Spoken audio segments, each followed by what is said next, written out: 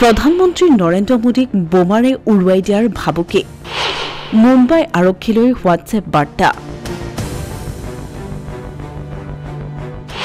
বাৰ্তাত উল্লেখ ISIৰ 2 এজেণ্টৰ নাম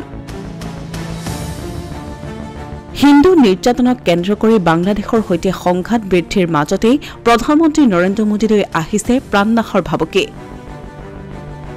মুম্বাই আৰক্ষীৰ হোৱাটছএপলৈ আহিছে চাঞ্চল্যকৰ বাৰ্তা এই বাৰ্তাত প্ৰধানমন্ত্ৰী নৰেন্দ্ৰ মোদীক ভয়ংকৰ বোমা বিস্ফোৰণেৰে উৰুৱাই দিয়াৰ ভাবুকি দিয়া হৈছে